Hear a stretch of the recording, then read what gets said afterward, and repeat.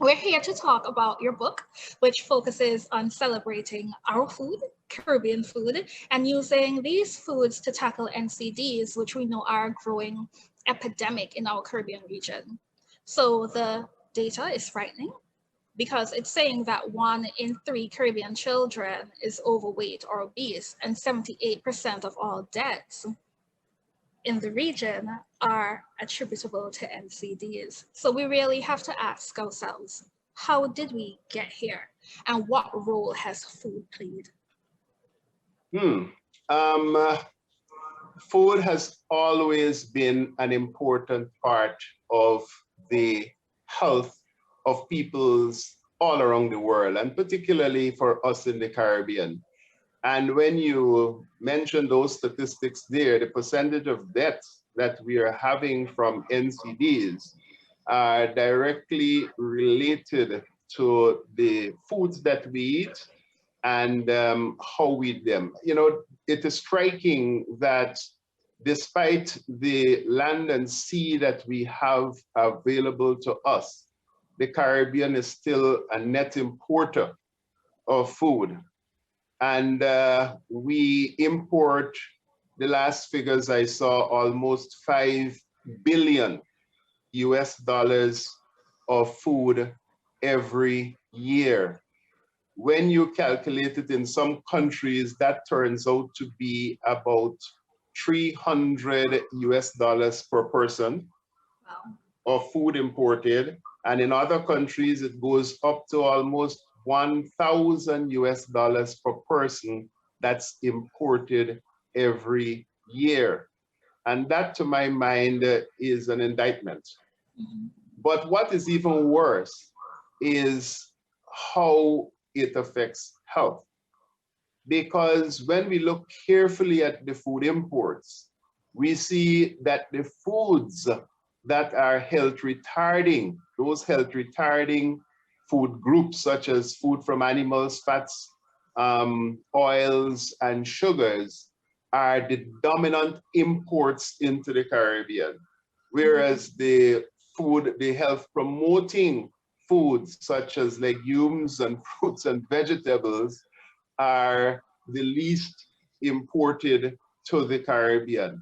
So while we have to import to make, to bridge the gap between local production and consumption, we see that what we're importing is very unbalanced in terms of the health outcomes.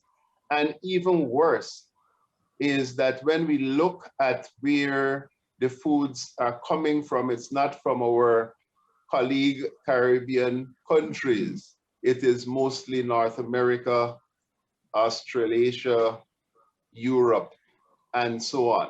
So we have a burden there in terms of the imported foods.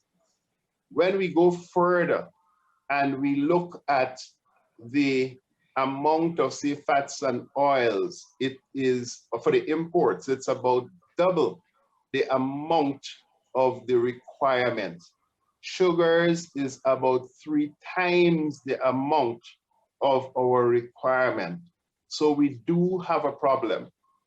Mark you, there are several Caribbean countries that still have farming systems that produce a lot of the vegetables and the root crops and so on. But our economic reforms are and globalization and the fact that we're moving to a more of a service economy, which is about 70-75% of the workforce. It's driving and displacing a lot of our local foods because of the lifestyles. And we now have health problems that are a big cost to the health system.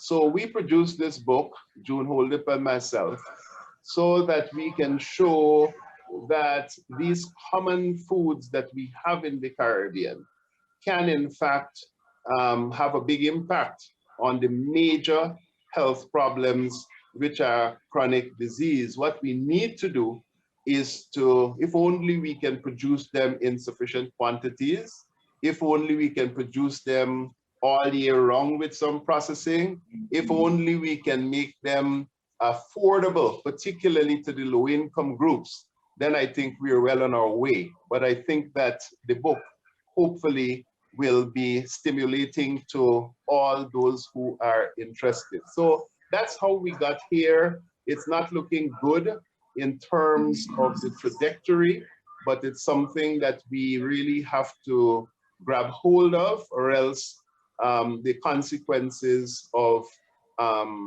obesity and chronic disease will really create a bigger problem than it is now.